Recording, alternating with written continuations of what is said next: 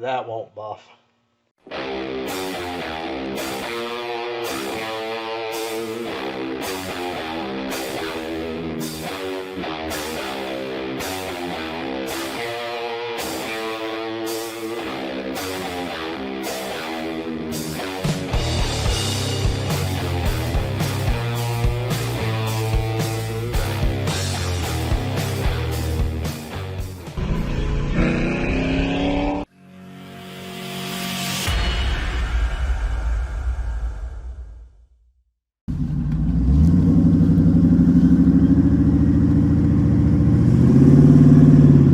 So it is a gorgeous day out today to take the Beamer out with the top down. So we're going to go ahead and head over to my brother-in-law's house, and we're going to go take a look at the aftermath of this Diff.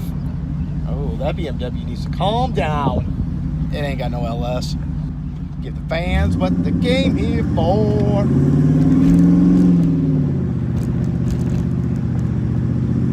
You know what you want to hear. Woo! God, I love the blow-off valve.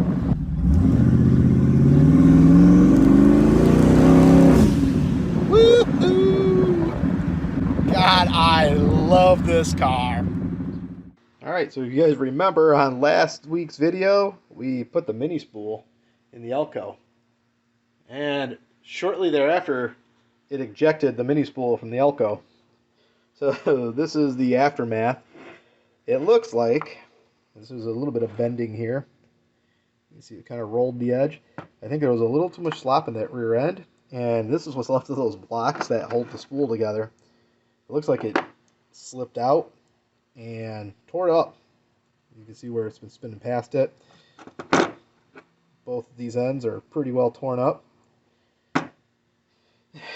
Not the biggest deal, because we do have the original gears that will go in here, but on its way out, it decided, it said, hey, I'm going to head out now, and it took out one of the teeth on the pinion gear.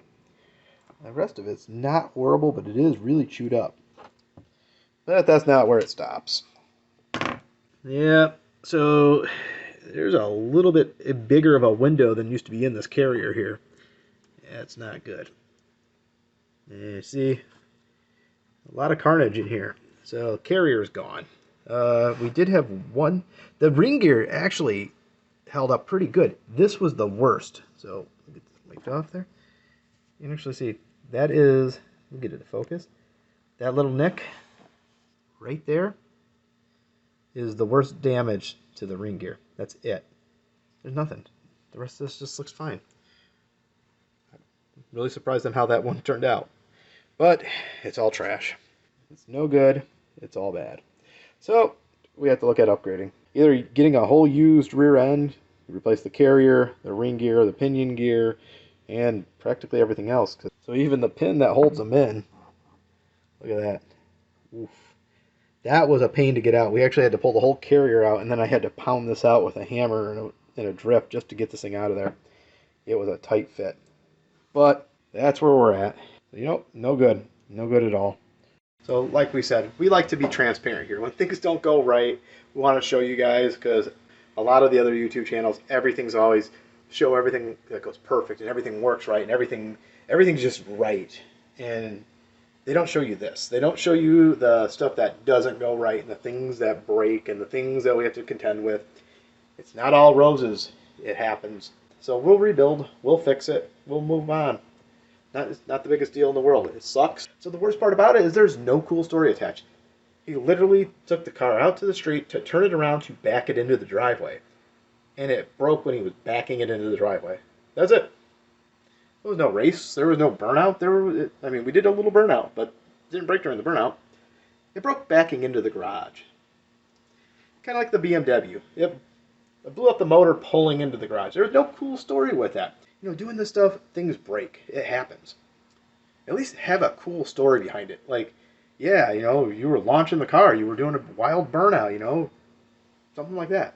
Nope. Blew up the motor pulling into the garage. Well, life goes on, though. Alright. Give you guys a quick little innards here. We got it cleaned out. We got all the metal shavings out of there. Well, I mean, most of them. We'll find out once we start running it with a new diff in there, right? She's ready. for an upgrade. So, what do you think? Keep this one for now.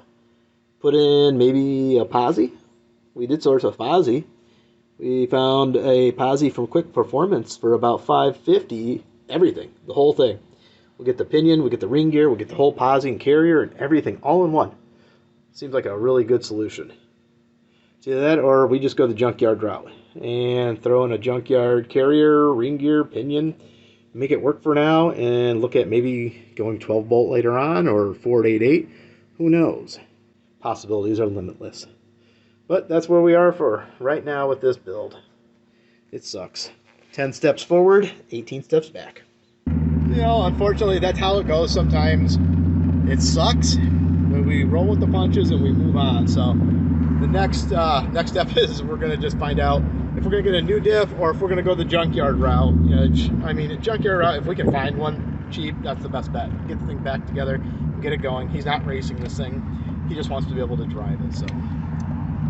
So sorry for the crap update, guys, but you know, want to show you how it really is. So thanks for watching. Don't forget, like, comment, subscribe. Peace.